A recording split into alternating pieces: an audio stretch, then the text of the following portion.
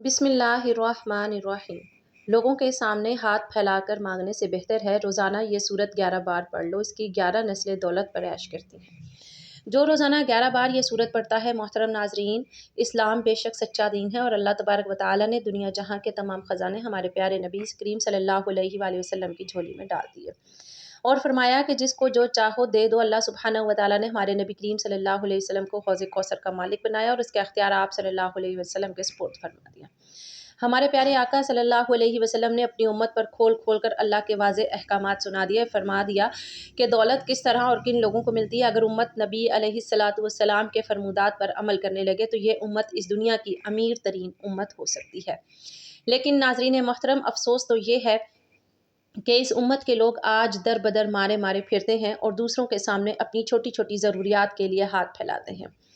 تو آج کی اس ویڈیو میں قرآن پاک کی ایک ایسی سورت مبارکہ کا عمل بتا رہی ہوں کہ اگر کوئی بھائی یا بہن ہر روز یہ سورت مبارکہ کو فجر کی نماز کے بعد صرف 11 مرتبہ پڑھنے کا اپنا معمول بنا لیتا ہے تو دولت، عزت، شہرت ایسے شخص پر مہربان ہو جاتی ہے۔ اس کی 11 نسلیں بیٹھ کر بھی اس دولت، عزت اور شہرت پر عیش کریں تو یہ ختم نہ ہوگی۔ محترم ناظرین، وہ وقت یاد کریں جب نبی کریم صلی اللہ علیہ وآلہ وسلم نے مکہ کے چند مٹھی بھر غریب ترین اور غلاموں کو حق کی دعوت پر اپنے مقدس ہاتھوں پر بیعت کیا۔ یہ ایسے غریب اور نادار لوگ تھے کہ جن کے کھانے کو نوالا اور پہننے کے لیے کپڑا تک نہ تھا۔ قربان جائیں حضرت خدیجہ الکبریٰ رضی اللہ تعالی عنہا کی سخاوت پر، جنہوں نے اپنے تمام مال و متاع اسلام کی اشاعت کے لیے نبی کریم صلی اللہ علیہ وآلہ وسلم کے مبارک قدموں پر نچھاور کر دیا، اور آپ صلی اللہ علیہ وآلہ وسلم نے اس سے علاقے کے نادار اور مفلس لوگوں کی مدد اور دین کی تبلیغ کے کام کا آغاز فرمایا۔ دیکھتے ہی دیکھتے جب دین کی دعوت مکہ سے نکل کر پھیلی تو آپ صلی اللہ علیہ وآلہ وسلم اس وقت تک اپنا تمام مال و متاع دین کی اشاعت کے لیے قربان کر چکے تھے۔ حالات ایسے کشیدہ تھے کہ خود نبی کریم صلی اللہ علیہ وآلہ وسلم کے گھر میں ایک وقت کے کھانے کے لیے چند نوالے بھی میسر نہ تھے، اور پھر اللہ سبحانہ و تعالیٰ نے نبی رحمت صلی اللہ علیہ وآلہ وسلم کو اپنی رحمتوں کے ایسے دریا عنایت فرمائے کہ دیکھتے ہی دیکھتے چند ہی سالوں میں امت مسلمہ اتنی مالدار ہو گئی کہ حضرت عمر فاروق، حضرت عثمان غنی، حضرت علی رضی اللہ تعالیٰ عنہم اجمعین اور آپ کے بعد آنے والے ادوار میں امت کے پاس اس قدر وسیع و عریض خزانوں کے انبار تھے کہ مسلمان دوسری اقوام کی مدد کرنے والے بن گئے، ان کی داد رسی کرنے والے بن گئے۔ دوسری اقوام کو روپے، پیسے، اناج اور غلے کے علاوہ جس بھی چیز کی ضرورت ہوتی، اس وقت کے مسلمان حاکم ان کی ضرورتوں کو پورا کرنے میں پیش ہوتے۔ اسلامی سلطنت پر اللہ سبحانہ و تعالیٰ کی ایسی بے بہا عنایتیں اور نعمتیں برسیں کہ آج 14 صدیاں گزرنے کے بعد بھی عرب کی ریاستیں پوری دنیا میں مال و دولت میں سب سے آگے ہیں۔ یاد کرو اس وقت کو جب غزوہ بدر میں مسلمانوں کی زبوں حالی اور مفلسی دیکھی نہ جاتی تھی، اور یاد رکھیے کہ غزوہ بدر سب سے پہلا مارکہ حق و باطل تھا جو مٹھی بھر مفلس مسلمان اور مالدار اہل قریش کے مغرور اور شرپسند سرداروں کے درمیان پیش آیا۔ ہجرت کے دوسرے سال 17 رمضان المبارک کو غزوہ بدر کا واقعہ پیش آیا۔ ناظرین محترم، رات بھر قریش کا لشکر عیاشی اور بدمستی کا شکار رہا، اور اللہ کے نبی صلی اللہ علیہ وآلہ وسلم نے بارگاہ ربوبیت کے حضور گریہ وزاری میں وہ رات گزاری اور قادر مطلق نے فتح کی بشارت عطا فرمائی۔ قریش مکہ چونکہ پہلے ہی مقام پر پہنچ گئے تھے، اس لیے انہوں نے مناسب مقامات پر قبضہ جما لیا تھا، بخلاف اس کے کہ مسلمانوں کی طرف چشمہ یا کنواں تک نہ تھا۔ اور مسلمانوں کی مفلسی کا یہ عالم تھا کہ جس مقام پر مسلمانوں کی مٹھی بھر فوج کو جگہ ملی وہ زمین ایسی ریتیلی تھی کہ اونٹ کے پاؤں ریتلی زمین میں پھنس جاتے تھے۔ خشک اور پتلی زمین میں 313 مسلمانوں کے لشکر کی حرکت کی وجہ سے ایسے گرد اڑتی تھی کہ اپنے ہی سپاہیوں کی نقل و حرکت کا اندازہ نہ ہوتا تھا، لیکن پھر تائید الہی اور رحمت الہی عز و جل سے وہاں پر ایسا رحمت والا بادل برسا جس سے گرد جم گئی، اور نبی کریم صلی اللہ علیہ وآلہ وسلم کے حکم کے مطابق جا بجا پانی کو روک کر چھوٹے چھوٹے حوض بنا لیے گئے۔ پوری وادی جلد تھل ہو گئی، سب پانی سے سیراب ہوئے، غسل کیا، وضو کیا، تمام اونٹوں کو پانی پلایا اور مشکیزیں بھر کر رکھ لیے۔ ریگزار مضبوط اور سخت ہو گئی، کفار کی زمین میں کیچڑ پیدا ہو گیا، اور اس قدر احسان کیا رب کریم نے کہ قرآن مجید میں اس طرح ذکر فرمایا ہے۔ ناظرین محترم، حضور نبی کریم صلی اللہ علیہ وآلہ وسلم کے دست اقدس میں ایک تیر تھا، اس کے اشارے سے آپ صلی اللہ علیہ وآلہ وسلم مجاہدین کی صفیں قائم فرما رہے تھے۔ مہاجرین کا علم حضرت مصعب بن عمیر کو، خزرج کا علم بردار حباب بن منظر اور اوس کے علمدار سعد بن معاذ رضی اللہ تعالیٰ عنہ کو مقرر فرمایا۔ چنانچہ لشکر اسلام کی صف آرائی ہوئی اور مشرکین مکہ بھی مقابل میں صف باندھے کھڑے تھے۔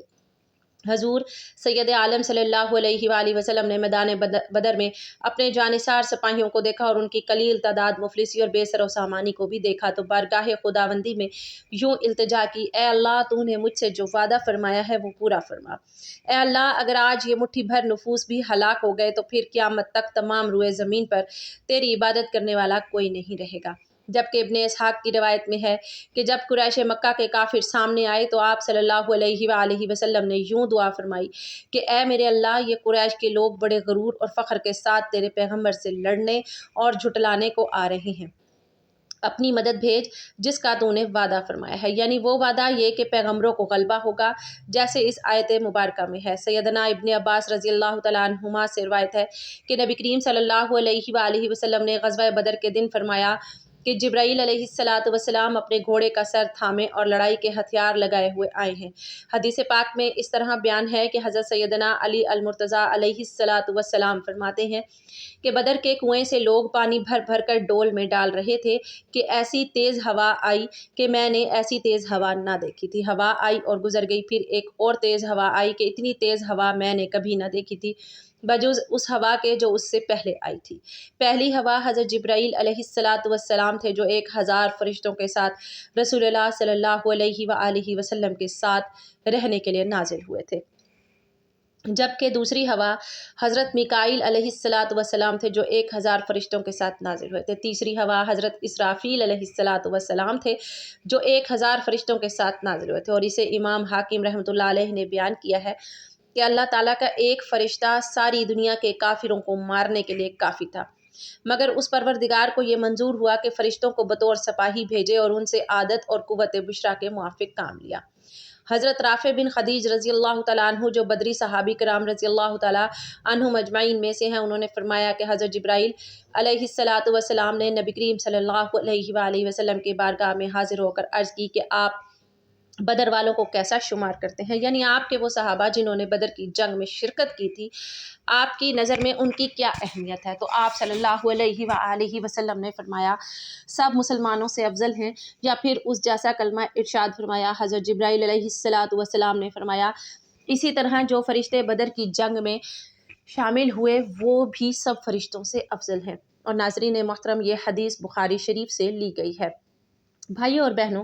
اگرچہ فرشتے غزوات اور جنگوں میں بھی اترتے تھے مگر بدر میں فرشتوں نے لڑائی بھی کی، اور حضرت امام بہقی رحمۃ اللہ علیہ نے روایت بیان کی ہے کہ فرشتوں کی مار پہچانی جاتی تھی، گردن پر چوٹ اور آگ کا سا داغ۔ حضرت جبیر ابن مطعم رضی اللہ تعالیٰ عنہ سے مروی ہے کہ بدر کے دن میں نے کافروں کی شکست سے پہلے آسمانوں سے کالی کالی چیونٹیاں اترتی دیکھیں،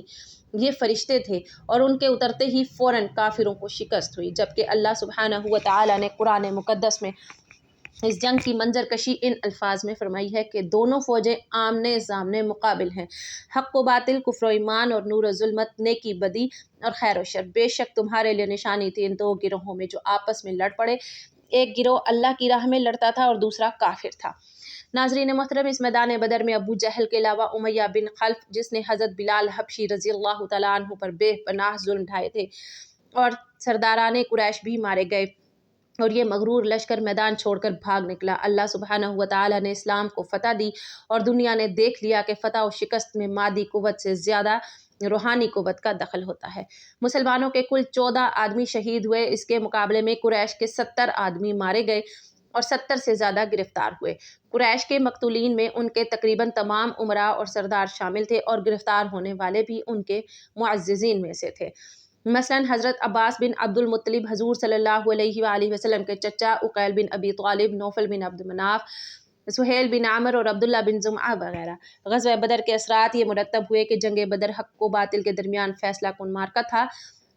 اور اس کی اہمیت اور اس کے اثرات کا اندازہ اس بات سے لگایا جا سکتا ہے کہ جنگ میں قریش کے غرور کا سر نیچا ہوا۔ میدان بدر میں آنے والے قریشی لشکر کی حالت یہ تھی کہ وہ اکڑ اکڑ کر چلتا ہوا اور لوگوں کو نمائش کرتا ہوا بڑھ رہا تھا۔ ان کا ارادہ تھا کہ بدر میں لگنے والے میلے میں لوگ ہماری قوت دیکھیں گے تو پورے عرب پر ہمارا روب طاری ہو جائے گا، لیکن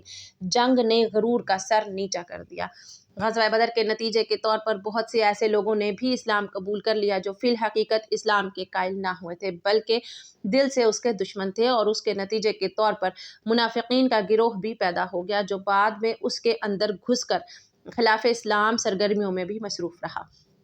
اور ان میں سے عبداللہ بن ابی جیسے رئیس المنافقین بھی کہلاتا ہے۔ اس نے بھی جنگ بدر کے بعد مسلمان ہونے کا اعلان کیا تھا۔ قریش مکہ کے بڑے بڑے سردار اس جنگ میں مارے گئے، صرف ابو سفیان بچا تھا جو اس جنگ میں شریک نہیں ہوا تھا، اس لیے قریش کی قیادت ابو سفیان کے ہاتھوں میں آ گئی۔ بنو امیہ کی اقتدار کی جد و جہد کے پس منظر میں ابو سفیان کو بڑا دخل حاصل تھا۔ واپس پہنچ کر ابو سفیان اور اس کی بیوی ہندہ نے انتقامی جذبات کو بھڑکایا اور مدینہ پر دوسرے حملے کے منصوبے بنانا شروع کر دیے، اور اس کے بعد اسلام کے خلاف تمام جنگوں میں کفار مکہ کی قیادت اس نے کی۔ غزوہ بدر کے بعد غزوات کا سلسلہ، اس غزوے کے نتیجے میں اس لشکر نے اپنے مقتولین کا بدل لینے کے لیے مدینہ پر حملہ کیا۔ بہرحال جنگ بدر کا خاتمہ اسلام اور مسلمانوں کی فتح اور کامرانی کے ساتھ ہوا۔ اسلامی تاریخ کی مقبول ترین جنگ مسلمانوں کو یہ پیغام دیتی ہے کہ فتح و شکست کا دار و مدار انسانی وسائل پر نہیں ہے، بلکہ اللہ تعالیٰ پر یقین محکم سے ہوتا ہے، اور جنگ کے بعد جس طرح سے اللہ سبحانہ و تعالیٰ نے مسلمانوں پر اپنی رحمتوں اور برکتوں کا نزول فرمایا ہے، وہ بھی اپنی مثال آپ ہے۔ اللہ سبحانہ و تعالیٰ نے قرآن حکیم کی صورت میں مسلمانوں کو اس جہاں کا سب سے قیمتی متاع عطا فرمایا ہے، اور جس میں تمام روئے زمین پر بسنے والے انسانوں کی قیامت تک کے لیے تمام مسائل کا حل دستیاب فرما دیا گیا ہے۔ بھائی اور بہنوں، ضرورت اس امر کی ہے کہ قرآن کو اپنی روزمرہ کی زندگی میں شامل کر لیا جائے، اور میں اس ویڈیو میں ایک ایسی ہی بابرکت آیت مبارکہ بتا رہی ہوں جو شخص ہر روز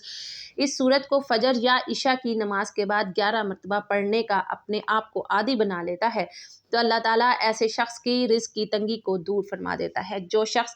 روزانہ بلا ناغہ یہ عمل کرتا ہے تو نہ صرف اس پر بلکہ اس کی نسلوں پر بھی اللہ سبحانہ و تعالیٰ رزق کی تنگی کے دروازے بند فرما دیتا ہے، اور اللہ تعالیٰ اسے وسیع اور کشادہ رزق عطا فرماتا ہے، اتنا وسیع کہ اگر وہ دوسروں کو بھی بانٹیں تو بھی اس کے پاس رزق ختم نہیں ہوتا۔ فجر یا عشاء کی نماز کے بعد سب سے پہلے 11 مرتبہ درود پاک پڑھ لیں۔ ویسے تو آپ کوئی سا بھی درود پڑھ سکتے ہیں، لیکن اگر درود ابراہیمی پڑھتے ہیں تو یہ سب سے زیادہ فضیلت والا درود ہے۔ آپ چاہیں تو مختصر اور آسان سا درود صلی اللہ علیہ وسلم بھی پڑھ سکتے ہیں، صلی اللہ علیہ محمد بھی پڑھ سکتے ہیں، ورنہ نماز والا درود یعنی درود ابراہیمی سب سے بہتر ہے۔ آئیے خیر و برکت اور ثواب کی نیت سے ایک مرتبہ مل کر بھی درود پاک پڑھ لیں۔ اللہم صلی علی محمد وعلی آل محمد کما صلیت علی ابراہیم وعلی آل ابراہیم انک حمید مجید۔ اللہم بارک علی محمد وعلی آل محمد کما بارکت علی ابراہیم وعلی آل ابراہیم انک حمید مجید۔ درود پاک پڑھنے کے بعد ناظرین آپ نے یہ آیتیں پڑھنی ہیں۔ اللہ یبسط الرزق لمن یشاء ویقدر انہ بکل شیء علیم۔ اللہ اپنے بندوں میں سے جس کے لیے چاہتا ہے رزق کشادہ کر دیتا ہے، اور جس کے لیے چاہتا ہے تنگ کر دیتا ہے۔ اس آیت کو 11 مرتبہ پڑھنے کے بعد آپ نے اللہ تعالیٰ کے ناموں کا ورد کرنا ہے۔ یا غنیّ یا رزاق، اللہ غنی ہے، بے نیاز ہے، الرزاق وہ خود رزق دینے والا ہے۔ ان دونوں ناموں کو ملا کر پڑھیں گے تو ایک شمار ہوگا، تو آپ نے ان دونوں ناموں کی مکمل ایک تسبیح 100 بار پڑھ لینی ہے۔ اس کے بعد آپ نے 11 مرتبہ سورہ کوثر پڑھنی ہے۔ اس کے بعد آپ نے یہ دعا ایک مرتبہ پڑھ لینی ہے۔ اللہم اکفنی بحلالک عن حرامک واغننی بفضلک عمن سواک۔ اے اللہ مجھے اپنے حلال سے کفایت فرما، اپنے حرام سے بچا کر، اور اپنے فضل سے مجھے سب کا محتاج ہونے سے بے نیاز فرما۔ پھر آخر میں اتنا ہی درود پاک پڑھ لینا ہے جتنا عمل شروع کرنے سے پہلے پڑھا تھا، اور اس کے بعد اپنی اولاد، اپنی آنے والی نسلوں کے لیے رزق میں وسعت اور کشادگی کے لیے دعا کریں تو اللہ سبحانہ و تعالیٰ انشاءاللہ غیب کے خزانوں کے منہ کھول دے گا۔ اللہ رب العزت اتنا عطا فرمائے گا کہ کبھی روپے اور پیسے کی ضرورت کی کمی نہ ہوگی۔ اے میرے اللہ تو بڑا مہربان اور نہایت رحم کرنے والا ہے، مجھے اپنے فضل و کرم سے کبھی محروم نہ فرما۔